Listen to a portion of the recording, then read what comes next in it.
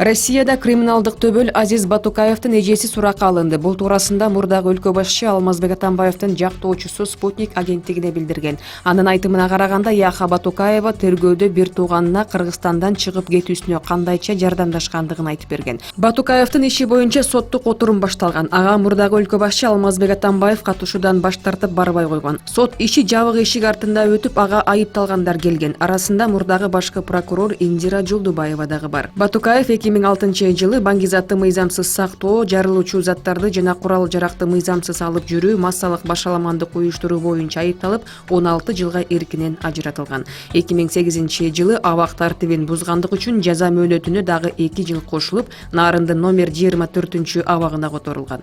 Бирок 2013 жылдын 9 апрелинде оор дартка кабылгандыгына байланыштуу делип бошотулуп, Кыргызстандын аймагынан Грозныйга учуп кеткен.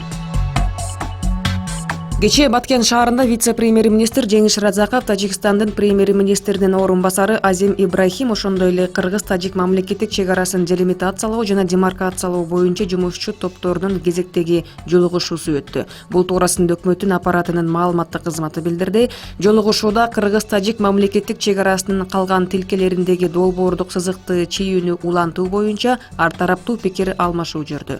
Жигердүү аракеттеги жумушчу топтун милдети мамлекеттик чек делимитациялоо жана демаркациялоо боюнча маселелерди тез арада чечүүдө алгылыктуу натыйжага жетишүү болуп эсептелинет. Өлкө башчысы Сооронбай Жээнбеков өлкөнүн аймактарына иш сапарларын улантууда. Бүгүн эртең өлкө башчысы Жалал Абад облусуна 2 күндүк иш сапары менен барат. Бул тууралуу президенттин аппаратынын маалыматтык саясат бөлүмү билдирди. Жалал Абад облусунун Токтогул районуна жана Кара Көл шаарына болгон иш сапарынын алкагында өлкө башчысы экспортко багытталган ишканалардын ишмердиги менен таанышып, таза суу, ирригация жана айыл чарба объектилерин көрүп чыгат. Токтогул районунун жашоочулары менен жолугушат. Ошондой эле Токтогул кесин реабилитациялоо иштеринин биринчи фазасынын жыйынтыкталышы менен дагы таанышып чыгат. Улуттук коопсуздук боюнча мамлекеттик комитеттин төрагасынын орун басары Мирлан Торгонбаев жогорку кеңеште депутаттардын суроолоруна жооп берип жатып, Сириядагы атайын лагерлер менен түрмөлөрдө 500дөй кыргызстандык кармалып тургандыгын маалымдады. Учурда ал жактагы аялдар менен балдарды алып келүү боюнча сүйлөшүүлөр уланууда. Сирияда жүргөн жарандар, анын ичинде аялдар, балдар боюнча идентификациялоо иштери жүрүп жатат. 500дөн ашуун кыргызстандык качкындар лагеринде түрмөлөрдө жатат. Аларды алып келүү боюнча сүйлөшүүлөр уланууда. Буга чейин Сириядагы качкындар лагеринде кармалып жаткан кыргыз жарандары менен жолугуп, дайынын билүү үчүн эл аралык уюмдар менен сүйлөшүүлөр Кыргызстандын Туркиядагы дипломатиялык корпусу аркылуу жүрүп жаткандыгы айтылган.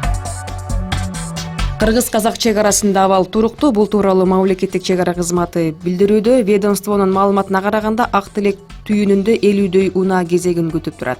Ал эми башка көзөмөл өткөрүү бекеттери кадимки режимде иш алып барууда. Аларда адамдардын жана унаалардын топтолуусу катталган жок. Эки өлкө ортосундагы чек арада жалпысынан 12 өткөрмө пункту бар.